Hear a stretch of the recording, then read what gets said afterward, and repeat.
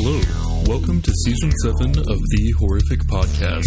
We're two friends who live in different places but share a love for scary movies.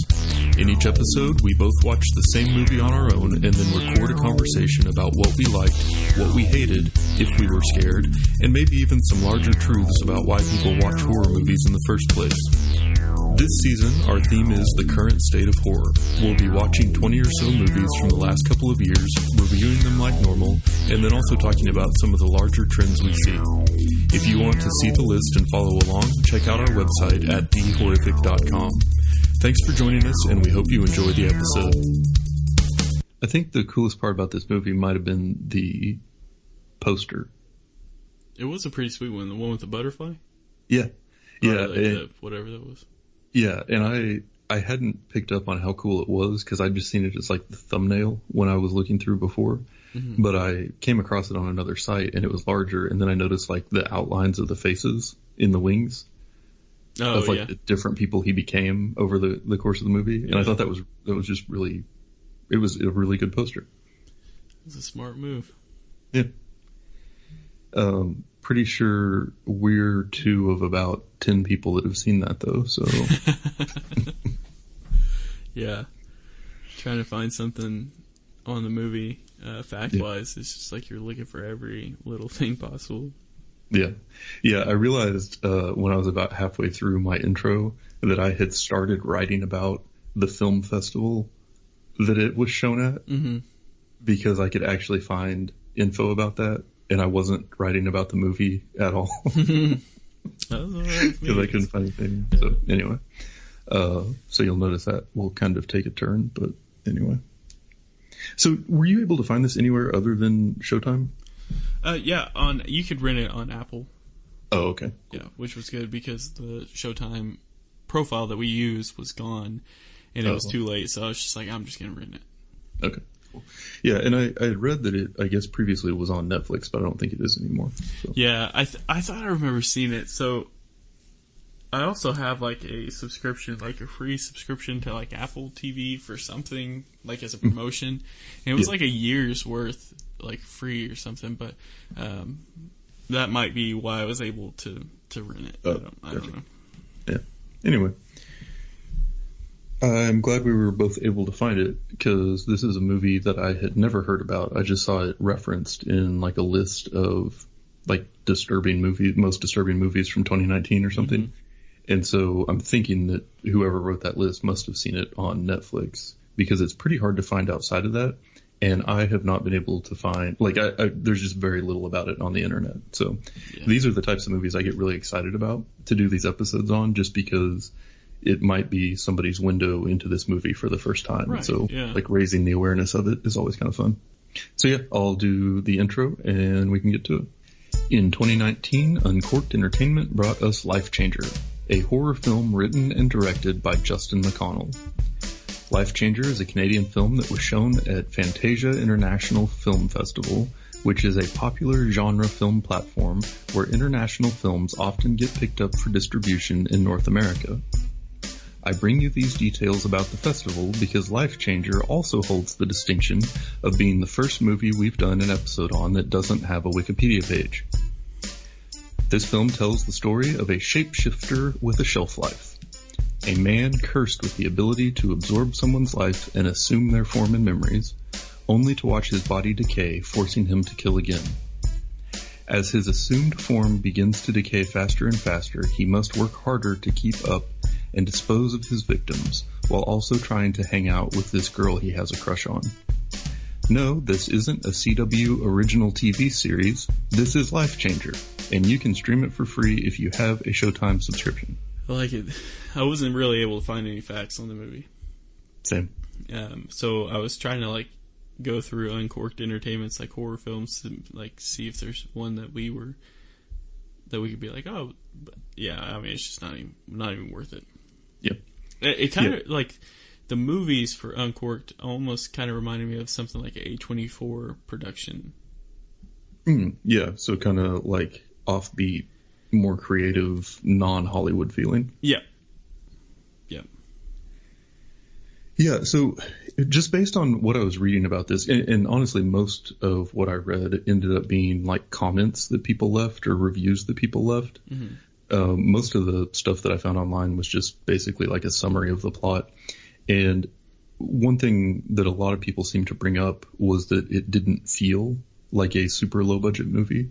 Mm-hmm. And I think I would generally agree with that. I mean, I thought not all of the acting was great, but most of it wasn't like distractingly bad. You know what I mean? And I thought, just as far as like how it was put together, was pretty good. And I thought the script was generally pretty good. Yeah, for sure. I think you could definitely tell, and I didn't know if it was just because of the actors not being like not having like a mainstream actor there or something. I kind of felt like it kind of was low budget, but it was kind of like at the bar scene, like every time they're at the bar. Yeah, fair. Yeah, it kind of felt like it was like an after-school special kind of thing. I was waiting for them to explain to me why you shouldn't drink or something like that. But. Well, it's kind of like, you always talk about how whenever somebody who doesn't smoke has to smoke on camera, and it just looks so foreign and awkward and it throws you off. I think kind of felt the same way about them drinking at the bar. Yeah. But yeah, in the script did some things that I thought were cool. Like in the beginning, it talked about how he used to have longer, but it goes faster now, and then talks about how wounds don't follow him, except now they do.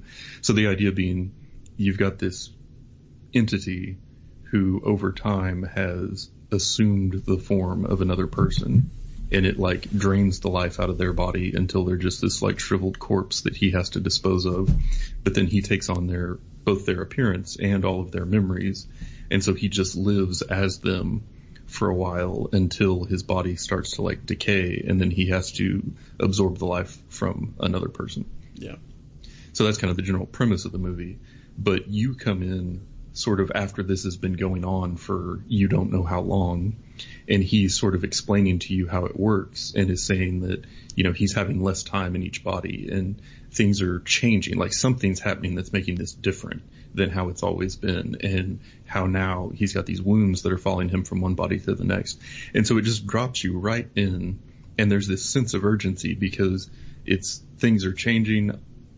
I don't understand the own rules of my situation anymore. It's dangerous. I'm like fighting for survival, but the only way I can do that is by killing other people. So it's just like a very like urgent, suspenseful intro to like set up the rest of the action of the movie, which I thought was a interesting way of doing it, rather than like telling his origin story or something. Yeah, just thrust you into the action, and I appreciate that. Because if we had 75 minutes of him being like that, just talking about it, I got bored. Yeah, for sure. Yeah. And it really, the feel of it reminded me a lot of the show Dexter. Did you ever watch that? Yeah, I watched a few seasons of it.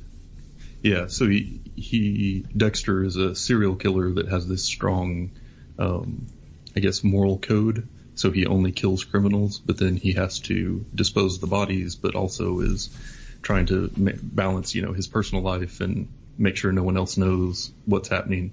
And so it's always, the whole show is just like him trying to getting into another sticky situation where he killed someone that deserved it, but now he's going to get caught, and but this movie to me felt very much like that, like especially that opening scene where you have the lady wake up next to the corpse and she has like the knife wound, and it's weird because there's like a guy narrating, but then it cuts to her dismembering the corpse in the bathtub, and she's like in a hurry to get rid of it and everything, and it's still just the guy narrating. That really reminded me a lot of the Dexter series. Yeah, I can see that for sure. I definitely at first the narration was kind of strange because you're like, wait, is this like a flashback? Is this going? Yeah. But then as it went on, like I definitely caught on to what was going on, and definitely appreciated like the narration, like the inner dialogue that was going on. Yeah, I definitely enjoyed that. I thought that was a creative way of telling the story, especially in this case, because like you said earlier, if he just sat around and talked about his situation for a long time, it would be kind of annoying. But you're kind of learning more about the situation in the midst of these super like stressful, is he going to get away with it scenarios? So it made it more interesting. Yeah, and just trying to figure out, like, there was like some confusing things where they're like, he was talking like, well, antibiotics and cocaine seem to prolong it, but like it seemed like when he was doing the cocaine, like it was like a lot faster. Yeah. And then when he was finally not, didn't seem like he was doing it with the last second to the last person the person he became. It seemed like no cocaine was in there. So I was like, oh, is this whole movie like a metaphor of a guy trying to get off cocaine? But I didn't go too in depth with that. Yeah, that was one thing that confused me, because in the beginning, I think it was when he was the very first woman, he had made a comment about only having about 6 hours. Mm-hmm. And so I thought that the shelf life on everybody was like 6 hours. Yeah. And then it seems like they all just varied wildly in how long they lasted. And eventually, I think he meant 6 hours from, like, he had already taken that body on and been in it for a while or something. And so then it was like, oh, I only have about 6 hours left. And then later adding the antibiotics, and it probably had something to do with like how strong the body was when he absorbed the life from it. So they never really explained that piece, but I was kind of okay with it just because it wasn't like a super important plot point. You know, one thing I kind of thought was interesting too, or what I like the idea of, was having basically a main character multiple times throughout the film. Like you had like the narrator, but you had you got to see the life of different people, and then you no longer basically saw the person before, and I don't know if it worked because the person that you saw before killed the person who they became, or what. Like they weren't the victim of the crime, and so I don't know. It would just it just seemed real interesting to me that they weren't being killed off. Like they were kind of being killed off, but it was because they were killing off someone else, and it just seemed real kind of intriguing. But then the fact that each throughout the whole movie you just had multiple different main characters, kind of like Yeah, that is kind of a weird point. The idea that you never really thought of any of them as a victim, because then once they'd been killed was when you started getting to know them. Yeah. So it was just kind of like a backwards. Yeah, that's interesting. I did read one person comment that it was something along the lines of, it was interesting to see the way that they used different actors and actresses to develop the same character. And so they were praising the acting because they said each one of them added like a different element to the way that you saw the main character. Right. Because you would hear the narration, but then the only like visual interaction you had was like when that person was out in the world interacting. Mm-hmm. And I thought that was kind of interesting. Like you said, the dialogue and stuff in the bar wasn't always great, and the acting wasn't always super wonderful, but I guess I thought of it more as a thing from the script than the acting, but it was an interesting way to develop a character. Yeah, and especially like an evil character. Yeah. Well, yeah. I gotta say this too. From and this is I don't pay attention in life to anything, and I'm okay with that. But as far as the storyline goes, I thought it seemed pretty original. Yeah, I like the idea of like taking on, it may have been done before, but maybe not this many times throughout the film. Mm-hmm. But and it almost seems like something that they could only really do on a lower budget film, like they did, just because of actors and actresses, not just money. But I definitely like the idea as well. Yeah, and for the most part, I enjoyed it. I thought it was an interesting story and everything. I did feel like it had kind of a lull in the middle, though. Like, I thought the setup was super good, but then just the whole, he's taking over different lives to go talk to the girl. Mm-hmm. I would have been more interested in seeing more of his, like, having to pass as those people in their lives. Yeah. Like, when the scene that I thought was really interesting was, like, when he was the dentist. And he's like, oh, good thing I've been a dentist before. Yeah, and, like, you think he's going to kill the kid or something, but he doesn't. He just, like, does his job. It was it was a really weird scenario. Yeah. I thought that was a pretty good scene, but I thought that was really interesting, especially with the dentist part, because it just seemed like when the dentist came along, it's just when it really all went crazy, I guess you could say. But yeah, I don't know. It was insane. I mean, as far as the movie goes, did I enjoy it? Yeah, it wasn't bad at all. It could have been because of the opening scene, but I think would I ever watch it again? Nah, because you know what happens. I mean, it's just I get it. Yeah, it's like definitely like over some of the other movies we watched before too. Like it was like right up my alley. People dying, right up my alley. Yeah. What was it? An hour and a half, hour and 24 minutes, right up my alley. Couldn't ask for more. Yeah. Each time someone else was dying every 2 seconds, you're just like, oh, okay, all right. This is right. I don't have to think. Yeah, to me, this was like a pretty perfect summer popcorn horror. Yeah. And I wouldn't go to the theater to watch it, but it's definitely a home, Oh, well, I was just thinking, like, it's one where if I went to the theater in the afternoon and watched it cheap and had movie popcorn, matinee. Like, that'd be a fun, like, good, that's what I would want from, like, just a good, low pressure, summer horror movie. So, which makes sense since you go to the theater more than I do. Generally, when I do it, it's for business. Well, back when I did. Yeah, back that's true. Before the apocalypse, when everything I loved was torn away from me. I know. Damned to an eternity in this tepid apartment with no trash pickup. Yeah. This movie also threw in a twist at the end. It did. And I was really curious to hear your interpretation of that, because I had been, like as the movie goes on, I take notes. And like I said, sort of in the middle, it felt like there was a bit of a lull. So I was already kind of typing out some of the other stuff. And I had noted that part where he was the dentist. And he's talking with the girl at the bar, and I can't remember exactly what he said, but it was something about like making sure you're not the thing that's bad for the people you love or something. Like, they're talking about family and being around them and being worried, that, these are the people that I love, but I'm worried that I'm bad for them or that I'm, putting them in by being around or whatever.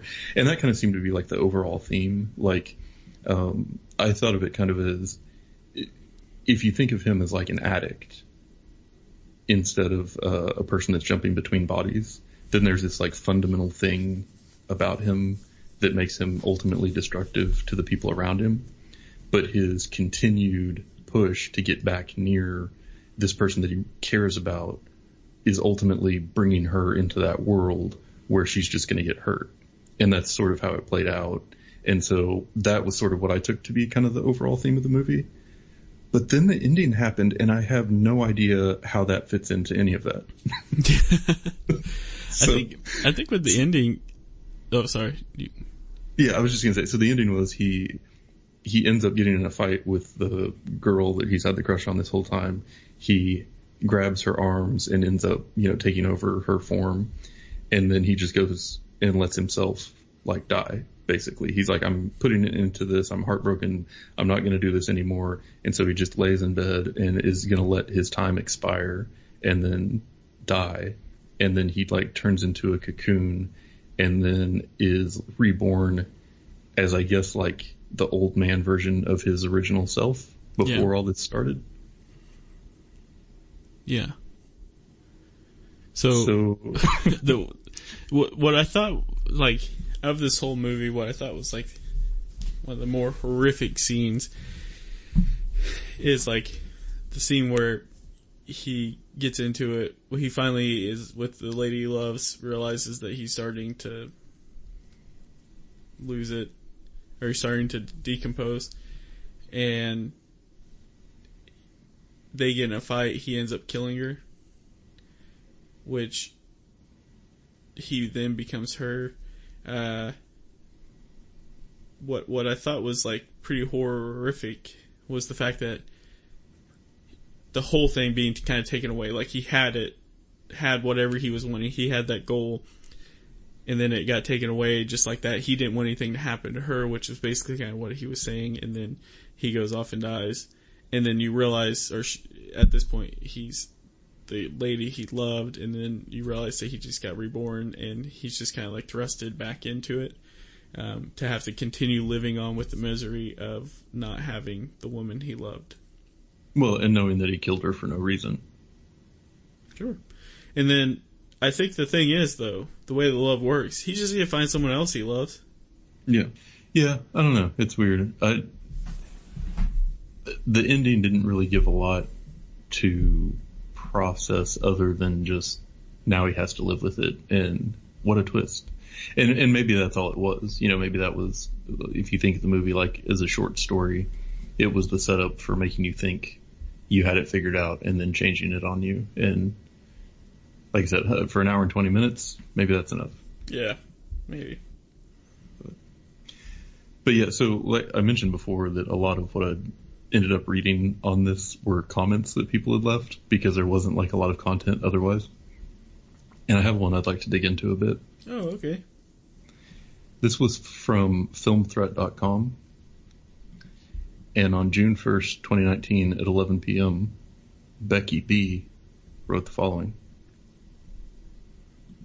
This site will not let me leave my feedback, but this movie removed, all caps, years off of my life and made me a worse person for having watched it. Period. Thank you.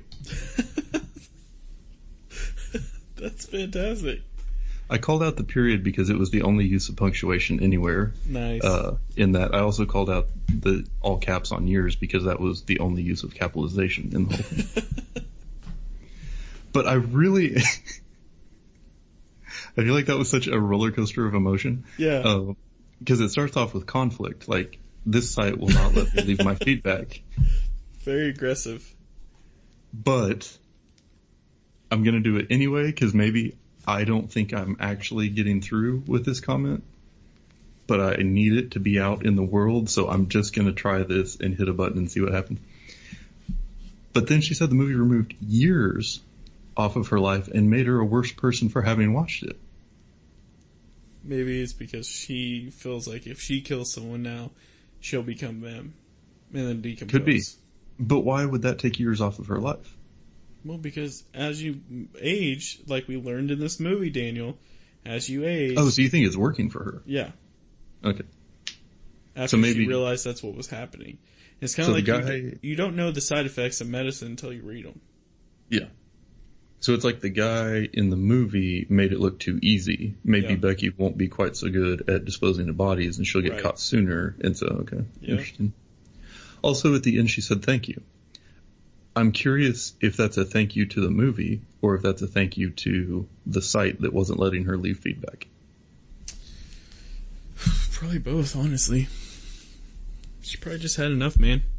Yeah, I've been there. Probably got tired of having to wear a mask at Walmart. Yeah. Well, this was last year.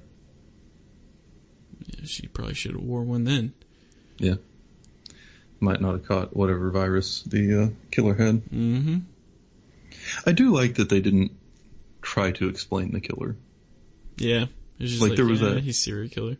There's that one part where he's like, yeah, well, I'd read something maybe about the native people had this idea, and the lady's like, what are you talking about? Stop. And I was like, okay, nice. I like that they were like, we could spend some time trying to explain this, but that would be stupid.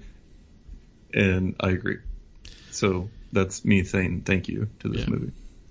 Well, here, I got something for us to end this podcast on. Okay. Here's a couple movies from Uncorked Entertainment. Okay. The Amityville Terror.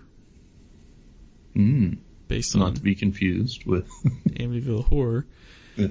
Krampus Unleashed. Not to be confused with Krampus. The 13th Friday.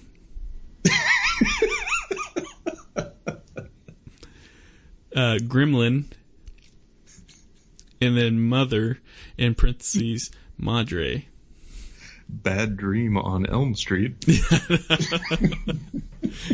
It Watches is another one that was on there. It Follows. What was it? There was like a nun's God, it was like a nun, like, so like A and nun, like A was small, nun was big, and then small, whatever the rest of it was. A haunting in Cawdor, Anger of the Dead. This is my favorite name, but I don't think ties to anything else. Judas Ghost. Ooh. It seems like a cool name. But, yeah, a couple fun names to wrap up on. Yeah. Maybe one day we'll go through some Uncorked. Oh, is it horror porn? I hope. That changes this all, and that changes how I feel about this movie, if it is. Yeah. Maybe these are just like crappy knockoff versions of successful horror movies, but like naked. That would be hilarious. That would be so fantastic, and that would be our final season of the Horrific Podcast. We got the Bates haunting, for the record. Yeah, that would be it. Oh man. Yeah. Anyway. All right. On that note, we'll catch you all later. And that's it for today's episode. If you've listened this far, then thank you, and we hope you've enjoyed it. We're always looking for new ideas, so if you have any questions, comments, or movie suggestions, please send us an email at thehorrificpod@gmail.com, or feel free to comment on or message our Facebook page. Just search for The Horrific Podcast. Thanks for listening.